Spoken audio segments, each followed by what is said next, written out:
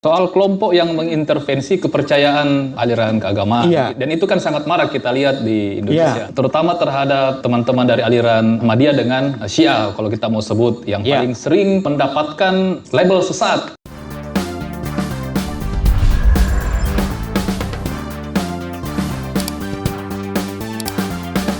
Kasus-kasus tersebutlah yang salah satu menjadi catatan dari beberapa riset yang menunjukkan grafik toleransi kita di Indonesia itu mengalami penurunan.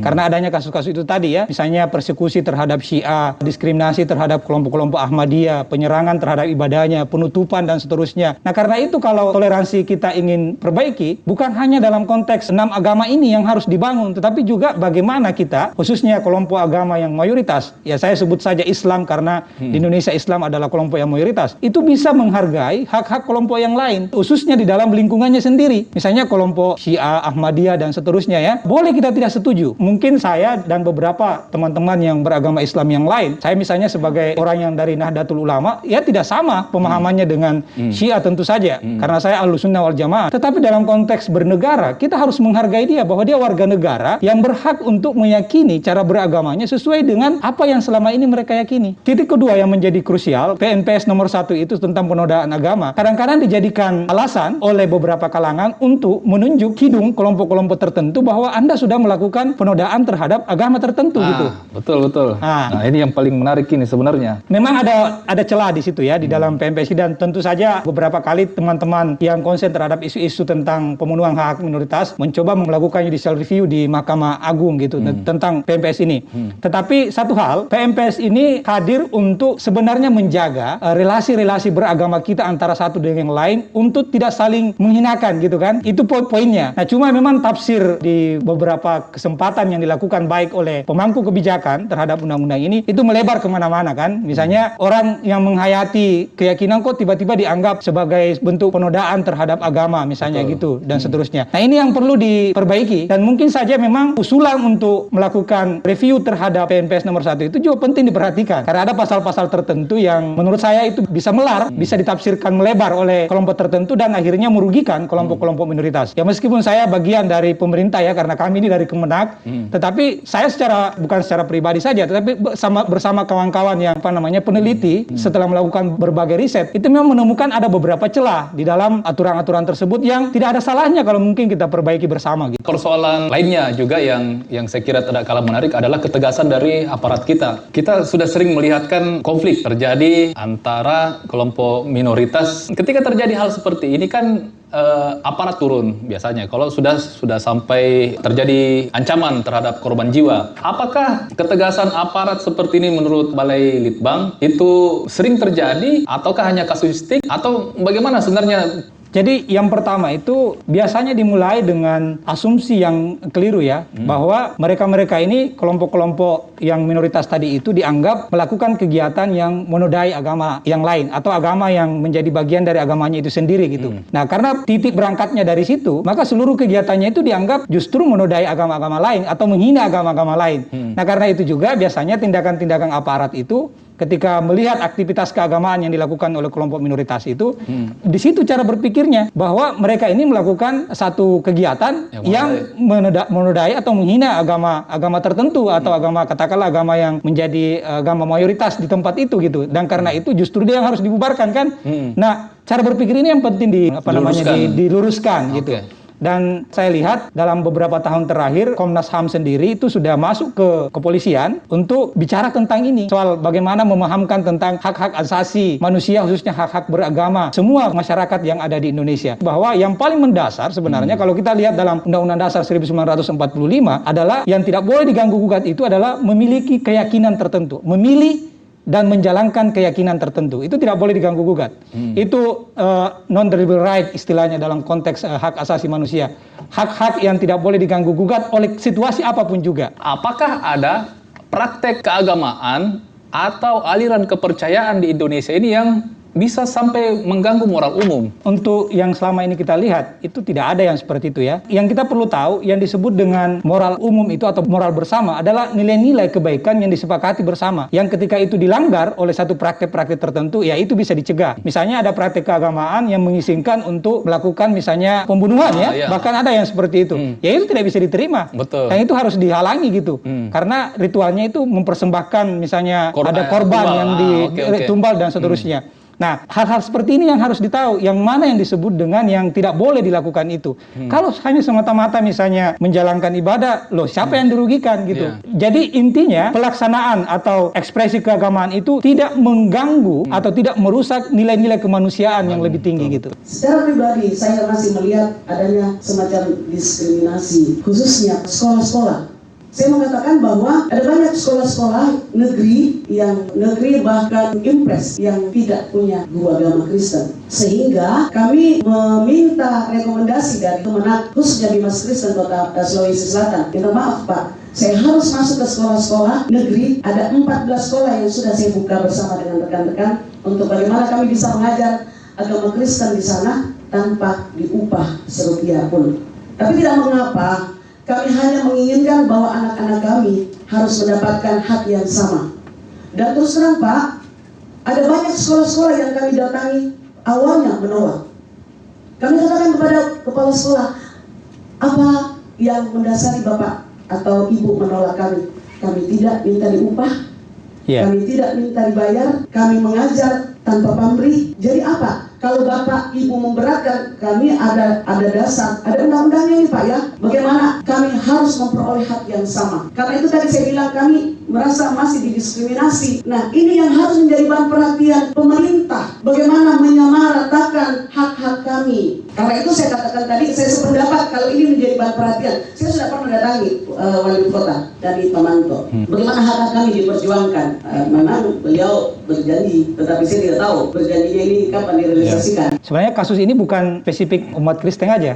Jadi di tempat tertentu, misalnya di sekolah, di beberapa kasus yang ditemukan teman-teman peneliti, misalnya di situ mayoritas agama yang lain selain Islam, di Papua misalnya, atau katakan di Manado, itu juga ada beberapa sekolah yang dimana umat Islam sendiri tidak bisa mengakses pendidikan agama Islam. Kan seperti itu.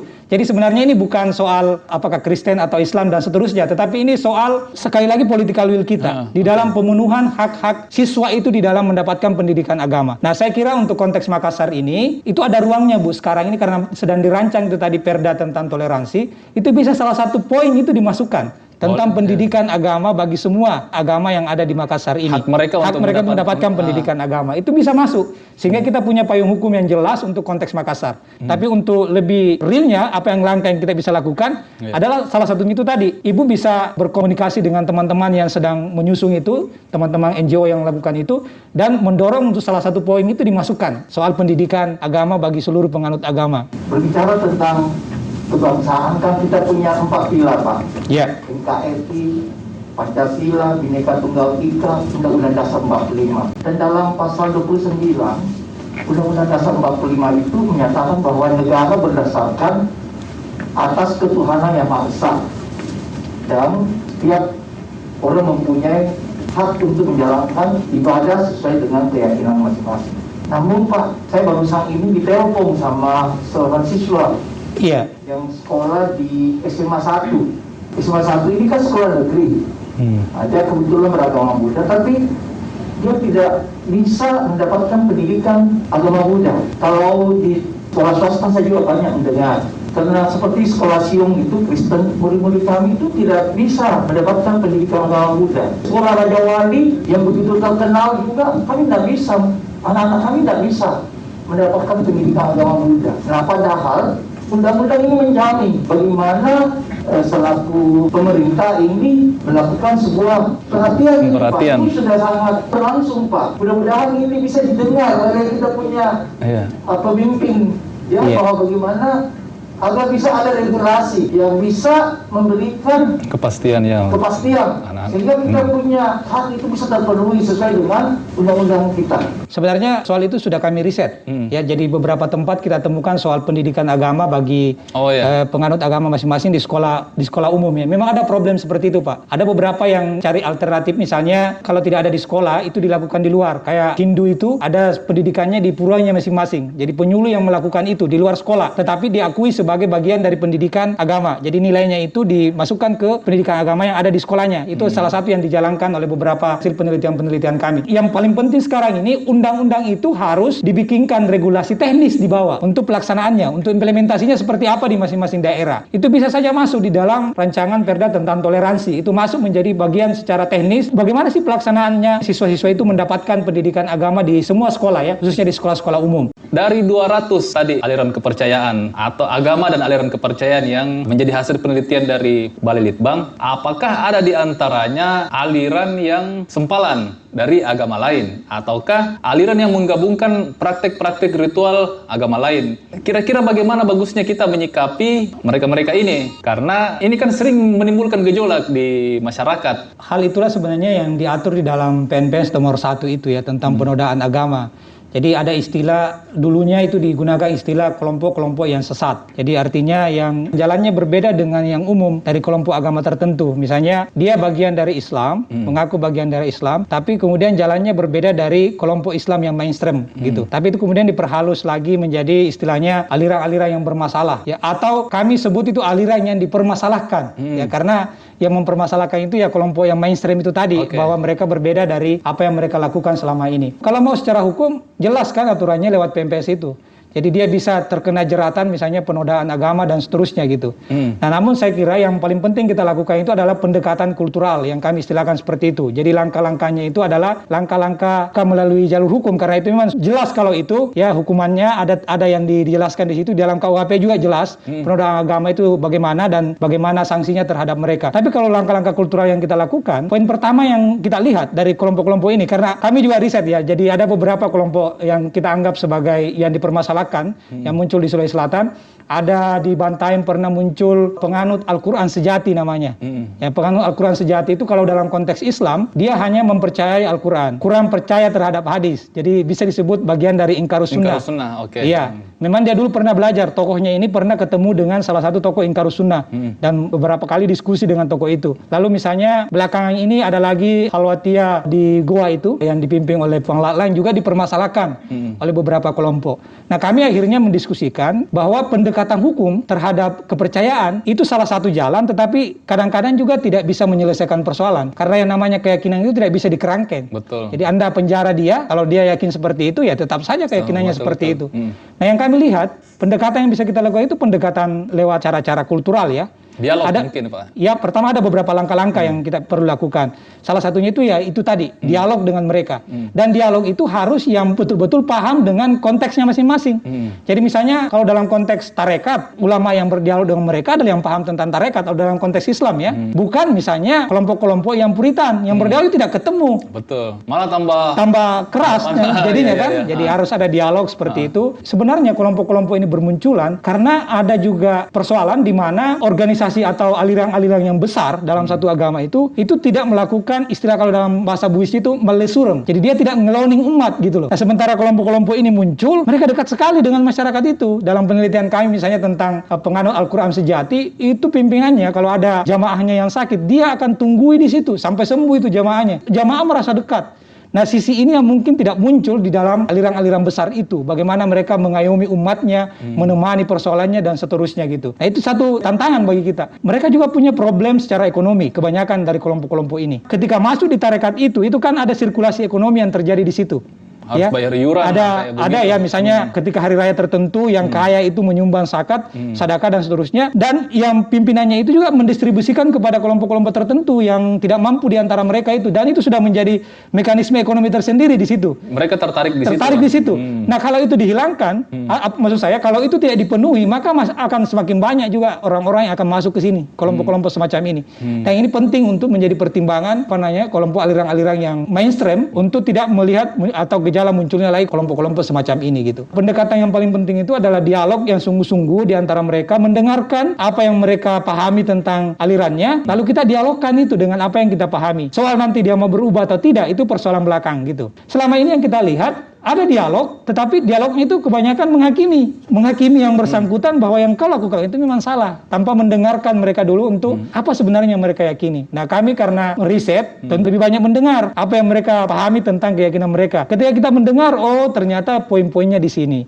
Nah, kami bikin rekomendasi sebenarnya ke MUI, ke mana untuk melakukan semacam pendekatan dengan beberapa langkah-langkah untuk menyelesaikan persoalan-persoalan aliran bermasalah seperti ini. Kami mendorong juga kepada aliran-aliran yang dianggap atau dipermasalahkan itu, kalau misalnya merasa bahwa ekspresi keagamaannya itu bisa mencederai perasaan kelompok yang mayoritas, maka lebih baik ekspresi itu juga ditangguhkan. Tidak usah terlalu banyak ditonjolkan untuk dipertunjukkan. Nah, ini juga kadang memang menjadi masalah. Masalah, ya. Jadi kan kita harus saling bertoleransi ya. Betul. Kalau misalnya ada kelompok lain merasa bahwa ekspresi keagamaan kita itu mengganggu. Ekspresinya ya mengganggu perasaan mereka, ya lebih baik kita tahan. Kita yakini ke dalam, kita lakukan dalam internal yang lebih spesifik sehingga tidak terganggu juga kelompok-kelompok yang lain. Kecuali mungkin begini kasusnya, Bung Rijal. Mereka karena tidak ingin mengganggu sampai menyembunyikan jadwal acaranya, membuat acara di tempat sendiri. Tapi sudah seperti itu, mereka entah bagaimana masih bisa didatangi. Ya, itu ini kan beda lagi. Beda, kayak itu persoalannya pada orang yang mendatangi. Ini sudah jelas permasalahannya. Sudah jelas permasalahannya. Karena yang bersangkutan juga sudah menjaga bertoleransi terhadap pemahaman yang mayoritas ya. Bahwa mungkin mereka akan merasa terganggu kalau kita ekspresikan secara terang-terangan atau secara berlebihan kan.